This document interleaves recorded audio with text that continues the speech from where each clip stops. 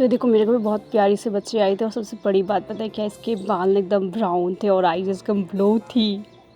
आज का blog start हुआ शाम से। मैंने तो आइसक्रीम खाई थी और घर वालों के लिए समोसे लेकर के आई थी, वो भी स्पेशली इसके लिए। इसको मैंने बोल के रखा था उसको समोसे खिलाऊंगी, बट ऐसा होता है ना, इसको जब ये सो रहा होता है उसको मैं कुछ भी खिलाती हूँ और ये कहता है मुझे कुछ मिला ही नहीं। ये खा लेता है उसके बाद सुबह भूल जाता है। तो तुमको बताएंगे हम अच्छे से खा रहे हो, तुमको पता भी है ऐसी नींद में हो।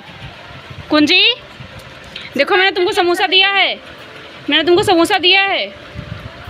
कुंजी बोलने का नहीं, सुबह देखो कुंजी।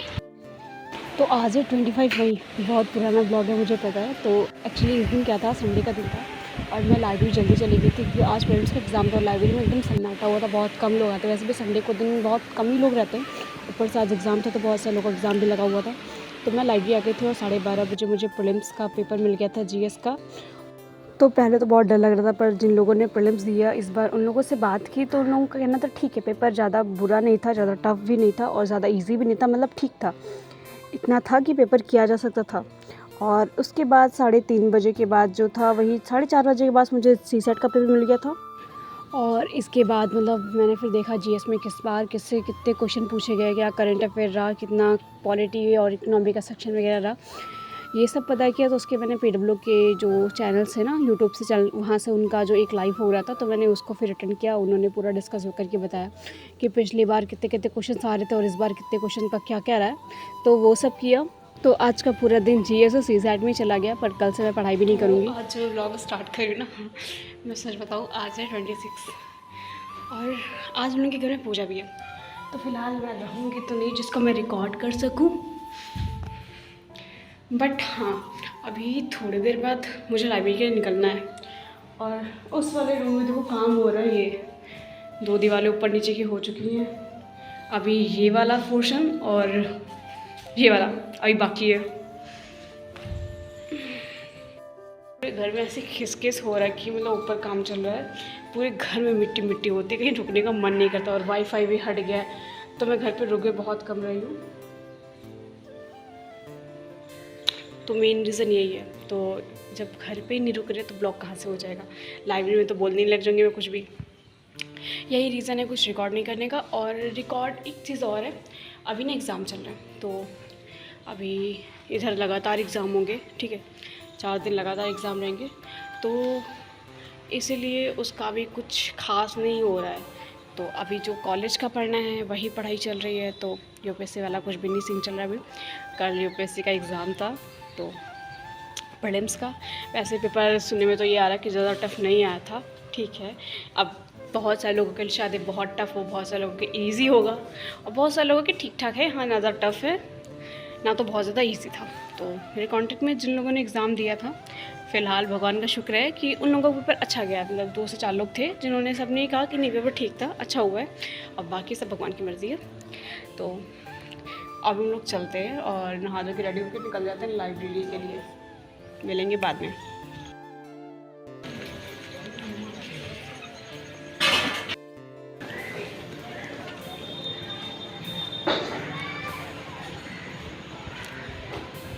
तो आज मैं 9 बजे लाइब्रेरी आ चुकी हूँ और अभी 2 बजे तक पढ़ाई होगी, ठीक है, उसके बाद मैं घर जाऊँगी।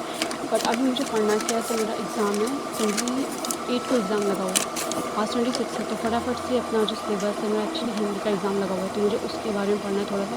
और सच बताऊँ ऐसा लग रहा है कि हिंदी क्यों ही ले ली थी मैंने, ये लैंग्वेज मुझे इतनी बेकार लग रही है। मतलब बेकार कहने का कोई सेंस नहीं, मतलब ऐसे ऐसे टॉपिक पूछे जाते हैं जो शायद कभी आज तक क्लास जो 12th तक पढ़ा है मैंने उसमें कुछ था ही नहीं ऐसा, अजीब ही क्वेश्चंस निकल के आते हैं। मतलब ठीक है, तो चलो अभी उसी के बारे में पढ़ते हैं और मिलेंगे थोड़ी देर बाद। तो 2 बजे पढ़ने के बाद मैं घर आ गई थी। जैसे मैं घर आई उसी टाइम मम्मी घर पे आ चुकी थी, उनकी भी पूजा वगैरह हो चुकी थी और घर पे बनी थी खिचड़ी, और अभी खिचड़ी वगैरह खा के फटाफट से कोचिंग पढ़ाने के लिए जाना है। तो अभी कोचिंग पढ़ाने के लिए निकल जाएंगे। इस टाइम मेरे 2 से 3-4 बच्चे पढ़ रहे हैं तो उनको भी देखना पड़ता है, 2 घंटे में सब निपट जाते हैं। फिर आती हूँ लाइब्रेरी। आपने पढ़ा है इकोनॉमी में, उससे सवाल है कि नहीं, कितने हैं ये तो छोड़ दीजिए, 2 को छोड़ के सब है, मैं बता देता हूँ, लेकिन आप लोग मिलाइए। मतलब दोनों अच्छा, हाँ यही चीज पूछना है। तो मतलब संघर्ष चलाएंगे दोनों। बीच के जितनी जगह तुम्हारा कवर है बत्ती तुम बता दो, बीच के जगह फॉलो करो, सब अपने अपने मन की कर रहे हैं, मेरे को नहीं बोलना कुछ भी।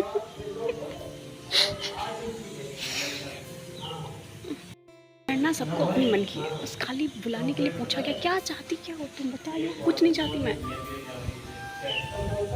इसमें डूब जाओ, नहा लो सब लोग बैठ के आराम से। देखो ये छत पे जगह नहीं बची रुकने के लिए, मैं कहाँ है भैया आतने मेहनत कर जाओ, कल कारण काम नहीं हुई जने के हिसाब से काम नहीं हुआ है कुछ। देखो क्या रुकेगा है ना। तो घर पे चल रहा था काम धाम, इसलिए मैं आ गई थी लाइब्रेरी। और आज था बड़ा मंगल, ठीक है। अब यहाँ पे बहुत सारे भंडारे होते हैं, बट आज वैसे तो मैं नहीं जाती हूँ, बट अभी सर ने आके मुझसे बोला कि चुपचाप भंडारे में चले हैं ना, और दोपहर तक चलेगा। तो अब मैं कंफ्यूज मैं किस टाइम जाऊँ, क्योंकि 2 से 3 बच्चों का तो मेरा अकेले जाने का मन नहीं था, इसलिए मैंने अमित को जाकर घर से लेकर के भंडारा लेने जा रही है। बिना बुलाए नहीं जा रही, इन्विटेशन मिला। ओके अरे पता है लेने सच में भंडारा, जब इसको नहला के लेकर आए ऐसे मली चुपना पड़ा हुआ था। अब वो घर पे काम चल रहा था, काम तो तुम्हारा ही कर रहे हैं। प्रॉब्लम ये है 10 से 20 मिनट बचे हुए मुझे कोचिंग वापस जाने में, और 10 से 20 मिनट लग जाएंगे मुझे पहुंचने में। पता नहीं मैं कैसे कोचिंग जाऊंगी, कैसे यहाँ पहुंचूंगी, दोनों काम एक साथ कैसे होंगे। हम लोग जा रहे हैं भंडारा लेने, वहाँ पता चला लाइन में पहले से लगी थी। सर ने बोला था आके ले लेना, आके क्या करूँ मजबूरी है। भंडारा पूरी सब्जी लाइन में लग के। लाइन नहीं लगनी है, मरो मत। चढ़ाने के लिए पैसे 12 रुपये में कहेंगे चढ़ाए नहीं जाते, मतलब 2 रुपये नहीं इंक्लूड करते। भंडारा लेने तो जा रहे हैं, लेकिन इनके जेब में देखो क्या है, दिखाओ क्या है। वो झिल्ली तो निकालो, वो बड़ी वाली, वो 5 किलो वाली जो बड़ी वाली काली वाली झिल्ली नहीं आती है ये पन्नी, ये झिल्ली वाला काम चल रहा है यहाँ पे। अरे मैं रास्ते में खा नहीं सकती, और मुझे उसके बाद जिस तो मैंने सोचा उठा के लाइब्रेरी में डाल और 2 बोतल खा भी चुकी है, रास्ते में बैठ रहा था। लाइब्रेरी में झिल्ली देखो कितनी भरी है इनकी झिल्ली देखो, झिल्ली का छुपाई हो पन्नी का। मैंने एक ही प्रसाद लिया अरे पन्नी दिखाओ, अरे पन्नी दिखाओ, पन्नी लेके गए भाग रहे। अरे पन्नी लाओ यार। अरे देखो कितना झूठा है, देखो कितना झूठा है, पीछे क्यों भाग रहे हो? कितना झूठा है देखा। स्टार्ट है, ये देखो ये झिल्ली वाली जी। चलो ये झिल्ली कहाँ गई झिल्ली तुम्हारी? अरे पूड़ी गिरा दी, ऐसे पूड़ी गिराओगे?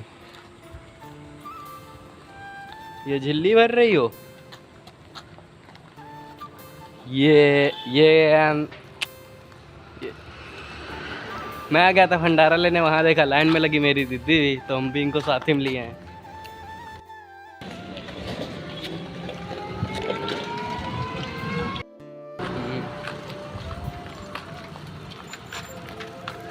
लेकिन गलत बात है, झिल्ली नहीं होनी चाहिए, गरीबों का नुकसान कर रही। कोई और खा लेगा वही चीज़। अरे गरीब हूँ, कहाँ से गरीब हो? तुम्हारे पास टच वाला फ़ोन है, पैसा है, हाथ पैर भगवान ने दिए हैं, गरीब का हिस्सा मार रही हो तुम। चुप हो जाओ, ज्ञान मत दो। 2 पूड़ी खा के क्या मिल गया? अरे झिल्ली भी तो भरी हो, भूल गया। आज मुझे 5 मिनट लेट हो गया, एक तो धूप बहुत ज़्यादा थी और मुझे डायरेक्टली कोचिंग जाना था, इसलिए मैं पॉलीथीन लेके आई थी कि मैं इसको पैक करके दे दूँ, पर मैंने रास्ते में इसको साफ़ कर दिया, वो अलग बात है। तो सबसे पहले जाएंगे कोचिंग पढ़ाएंगे जिसके बच्चों को, क्योंकि उनका टाइम वही 4 से 6 के बीच में था और मेरा छूट गया था। तो आज है मेरा एग्ज़ाम और रात के बज रहे 2, तो वही 3 से 4 घंटे सोई थी मैं, और अभी उठ के बैठ गई हूँ क्योंकि थोड़ा बहुत पढ़ना था मुझे। और सुबह मेरा पेपर लगा है 7 बजे, तो मुझे 5 साढ़े 5 के आसपास निकलना भी है। तो चलो फटाफट से करते हैं। तो 4 बजे तो पढ़ाई चली थी, उसके बाद बहुत ज़्यादा नींद और बहुत ज़्यादा अजीब सा लग रहा था। फिर फटाफट उठ के मैंने चाय बनाई थी, चाय भी नहीं है ब्लैक टी, इसको बोल सकते कि कभी दूध नहीं आया हुआ और आपको कौन लेके जाएगा और कहाँ मिलेगा। तो फटाफट इसको पीते हुए चलेंगे कि थोड़ी सी नींद को कंट्रोल कर लेगा ना। तो और उसके बाद अभी ना 5 बज चुके हैं, तो 5 बजे हम लोग उठ के तैयार होने के लिए रेडी हो जाएंगे। तो ये देखो अभी थोड़ी थोड़ी सुबह हो चुकी है, पूरी तरीके से तो नहीं हुई क्योंकि 5 ही बजा, गर्मी में सुबह जल्दी हो भी जाती है। तो अभी चलो तैयार हो जाते हैं वरना देर हो जाएगी पक्का। तो अभी हो रहा है 5:30 और मैं निकल चुकी हूँ। मुझे वहाँ से भी जाने में 2 घंटे का टाइम लग जाता है, वहाँ से जाने में, मतलब यहाँ से जाने में। और तो चलो फटाफट से निकलते हैं, ऑटो पकड़ते हैं अपना। और एक्चुअली हुआ कि यहाँ पे तो मौसम बहुत ठीक था, वहाँ का मौसम कभी भी कुछ भी चेंज होता है, कहीं बारिश होती है, कहीं कुछ होता है, कहीं कुछ होता है। 2 बार एग्ज़ाम देने गई हूँ, 3 बार बारिश हो चुकी है वहाँ पे, मतलब 4 बार एग्ज़ाम लगे थे और 2 बार वहाँ बारिश होती। तो वहाँ पे ना ये प्रोसेस चलता रहता। और अभी बैठ के हम लोग ने समोसा खाया थोड़ा सा। और ये देखो मेन हाईवे पे हम लोग रुके हुए हैं, ठीक है। यहाँ पे कुछ भी नहीं है, कोई भी अगर आपको भूख भी लग जाए, कुछ भी पेट्रोल वगैरह कुछ भी खत्म हो जाए तो यहाँ पे कुछ आपको मिलने वाला है नहीं। उसके बाद मैं डायरेक्टली लाइब्रेरी वापस आ गई थी, क्योंकि नेक्स्ट एग्ज़ाम का जो भी है उसको भी प्रिपेयर करना था। मेरा नेक्स्ट सोशोलॉजी और हिंदी का पार्ट 2 भी लगा हुआ है, सेकेंड पेपर हिंदी का भी है, उसके बाद फिर सोशोलॉजी का पेपर है। तो फटाफट से मैं लाइब्रेरी आ गई थी। और इसके बाद मैंने सोचा था यहाँ पर आकर के अपना जो भी पेपर है उसको कवर कर लेंगे तो रात में जगना नहीं पड़ेगा, क्योंकि वो गैप बिल्कुल भी दे नहीं रखा है इन लोगों ने।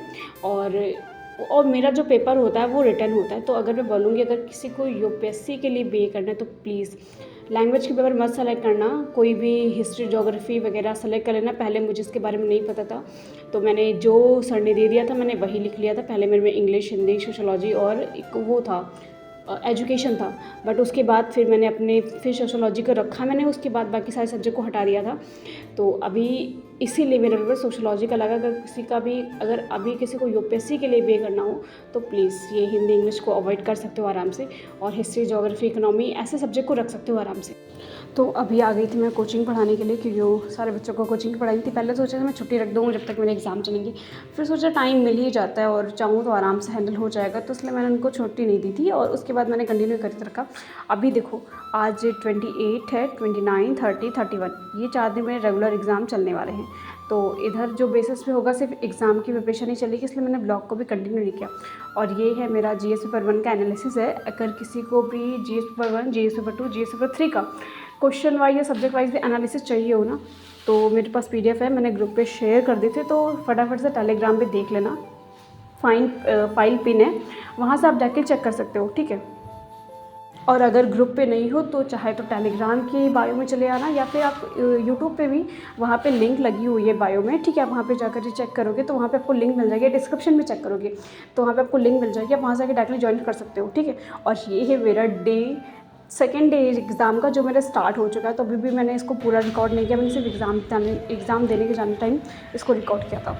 और जब मैं वापस आ रही तो आधे रास्ते बारिश हो रही थी, आधे रास्ते धूप थी। ऐसा था मेरे आधे कपड़े भीग चुके थे और वापस आते थे सूख भी गए थे, क्योंकि धूप भी निकल आई थी बाद में। तो आज एग्ज़ाम का डे 3 है, ठीक है। तो आज देखो मैंने आके एकदम सोची हुई कि 2-3 दिन से अच्छे से नींद नहीं मिल पा रही है। और फिर मैं फटाफट से रेडी होकर एग्ज़ाम देने के लिए चली गई थी। एक्चुअली मैं रात भर जगी थी आज, क्योंकि मैंने कुछ अच्छे से पढ़ नहीं रखा था, और उसके पहले मैं कभी पढ़ती भी नहीं हूँ, तो सिर्फ एग्ज़ाम के टाइम पढ़ रही हूँ, इसलिए मुझे रात में जगना पड़ गया था। तो अभी चल के फटाफट से अपने एग्ज़ाम को फाइनल करते हैं, फिर कल लास्ट एग्ज़ाम बचेगा, उसके बाद अपना पूरा का पूरा जो प्रॉपर डे वो फिनिश हो जाएगा। उसके बाद लाइब्रेरी गई, कोचिंग पढ़ाई बच्चों को, फिर वापस घर आ गई थी। और लास्ट डे एग्ज़ाम जब मैं देने गई थी तो मैंने उसको रिकॉर्ड नहीं किया था, जल्दीबाजी में चली गई तो भूल गई थी रिकॉर्ड करना भी। तो आज से मतलब कल ही मेरे एग्ज़ाम तो फिनिश हो चुके थे, और आज है 1 जून, 31 मई कल कंप्लीट हो गई है। और अभी मैं सोच रही हूँ मैं क्या करूँ। यहाँ तो पूरा काम ही चल रहा है, जगह बिल्कुल भी समझ नहीं आई थी, एकदम छत एकदम ऐसे नरक जैसी हो रखी है कि यहाँ रुकने का मन नहीं करता इस टाइम मेरा।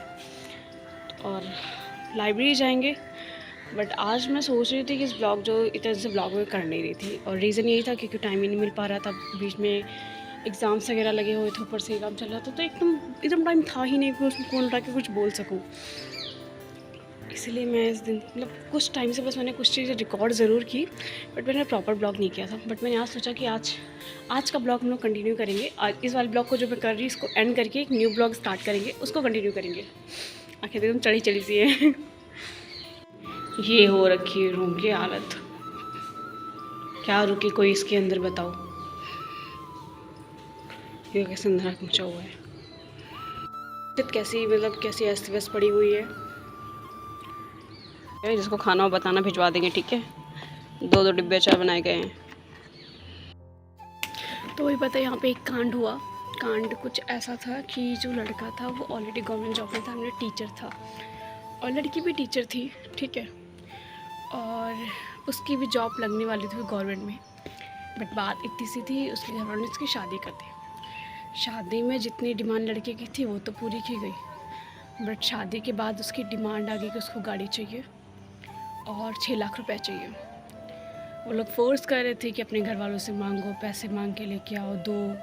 और जब लड़की ने पुलिस कंप्लेन वगैरह की तो उसने बोला कि हम तुम्हारे घर वालों को मार देंगे, बाप भाई जो भी है, और उसको घर से बाहर निकाल दे। वो 6 घंटे तक बाहर खड़ी रही, उसके बाद जाके फिर पुलिस में कंप्लेन करने का क्या ही नतीजा, वो इतनी जल्दी एक्शन नहीं लेते, वो भी कहते हाँ ठीक है कार्रवाई चल रही है। उनका तो मतलब मेरे ख्याल से यही रहता है, वो डायरेक्टली तो कोई एक्शन लेते नहीं है, ठीक है। और उसके बाद फिर उसने सुसाइड कर लिया। वो भी 2 नोट लिख के छोड़े जिसमें उसने साफ साफ लिखा कि मैं मरी नहीं हूँ, मुझे मारा गया है। मेरे को ये चीज़ ना इतनी ज़्यादा ख़राब लगी क्योंकि दहेज को लेकर के यहाँ पे ऐसा मतलब हम लोगों को लगता है कि ये बंद हो गया है, ऐसा कुछ हो नहीं रहा है। बट जब अपने आसपास से चीज़ें भी देखने को मिल जाती, समझ में अभी कुछ भी गया नहीं है। ये दहेज वाली चीज़ें हम लोगों ने खुद ही बना करके रखी, क्योंकि हम लोग यहाँ कोई शादी होगी सबसे पहले क्वेश्चन भाई दहेज कितना मिलेगा, क्या क्या मिलेगा, कितना सामान लेकर आई ये लड़की। तो ये सब चीज़ें हमारी हैं। अपनी बहन की शादी में चाहेंगे कि यार कम से कम दहेज देना पड़े, लड़के की शादी खुद की होकर सोचेंगे ज़्यादा से ज़्यादा दहेज मिल सके। माँ बाप पढ़ा लिखा के इसलिए बड़ा कर रहे हैं क्योंकि वो चाहते हैं ना कि हमने जितना पैसा अपने लड़के पर लगाया उसके 4 गुना ज़्यादा जो लड़की शादी करके आए वो हमें दे जाए। ऐसा लग रहा है अपने लड़के को पढ़ा रहे हैं, लिखा रहे हैं, उसको एकदम अच्छा फिट करके बना रहे हैं क्योंकि उसको बेच के अच्छी कीमत कमा सके। मतलब इतना ही रह चुका है। और क्या ही कह सकते, टॉपिक इतना गंदा है क्योंकि इसको हम ही लोग आगे जाके बढ़ाते चले आ रहे हैं। अब देखो अपनी ही जॉब में देख लो, गवर्नमेंट जॉब जो भी जिसकी वजह से हम लोग कर रहे हैं, इसके बाद जब कोई लड़का IAS बन जाता है, ठीक है, उसके बाद उसको फ़ोन पे फ़ोन आते हैं, उसकी ना कीमत डिसाइड हो जाती है उसके बाद कि 18 करोड़ से बात करेंगे, 10 करोड़ से बात करेंगे, क्योंकि वो ऑलरेडी गवर्नमेंट जॉब है, इसलिए उसको इतना ज़्यादा दहेज जाता है। और लोग लेते हैं, लोग लेते हैं। वैसे तो दहेज पे जब कोई बात होगी तो इतना लंबा चौड़ा चिट्ठा लिख कर आएंगे दहेज को लेकर के, बट वहाँ पे जा कर के वो पैसों से मार खाते हैं, वो वहाँ पे दहेज ले लेते। तो ये सब चीज़ें हम ही लोगों ने बना रखी है और इसको इस पर बोलने का भी कोई मतलब नहीं बनता जब तक वो खुद नहीं सुधरने वाले हैं। आस पड़ोस में भी कोई शादी होगी तो यही दिखाएंगे भाई कितना दहेज लेकर के आए हो, लग रहा खाने को घर पे नहीं। ऐसा सच में अगर खाने को घर पे नहीं लेकर कटोरा बैठ जाओ उससे ज़्यादा मिल जाएगा। और जब तुम्हारा दहेज से पेट नहीं भरता है, ठीक है, क्योंकि इन लोगों की कोई लिमिट तो होती नहीं, अगर इनको 1 रुपया मिलेगा ना तो 2 रुपये की डिमांड ज़रूर करेंगे। और क्या भरोसा जो इतने लोग लालची हैं, ठीक है, उनकी नीयत कभी भरने वाली भी नहीं है। और अगर तुम्हें उतना दहेज नहीं मिला था तो मत करते शादी। जो लड़की तुम्हें इतना दहेज दे सकती, जिसकी फैमिली तुम्हें इतना दहेज दे सकती थी, उससे शादी करते, कम से कम उस घर की लड़की तो बच जाती, वो तो किसी सही हाथों में जाती। तुमसे शादी करके तो उसकी ज़िंदगी चली गई। और अब बताओ कि अब तुम किसी लायक बचे भी हो? तुम्हारी जॉब तो गई, तुम्हारी फैमिली भी गई, घर पर लॉक लगा हुआ है, सब गायब है। तो ये चीज़ें चल रही है। और मेरे घर में खुद बताऊँ तो मेरे घर में भी कई शादी ऐसी हुई दहेज को लेके हुई है, और आते जाते भी दहेज की मांग चलती रहती है। कभी कम दिया, कभी ज़्यादा दिया, कभी ये नहीं दिया, कभी वो नहीं दिया। ये सब क्या चल रहा है? मैं कह रहा भाई इससे अच्छा एक गरीब लड़के से अपनी बेटी की शादी कर दो, पर इन भिखारियों से मत करो क्योंकि इनका कोई भरोसा नहीं होता। बाकी कुछ नहीं। इस टॉपिक में मेरे अंदर इतनी गुस्सा आती है, इसलिए मैंने कहा तो भाई जो दहेज लेके शादी करे उसको अपनी बेटी मत दो, और कोशिश करो अपनी बेटी की शादी भी ऐसे करो, दहेज लेके मत करो। भाई तुम्हारे घर की बेटी जाएगी, अगर तुम्हारी बेटी के साथ ऐसा होने लगा तब।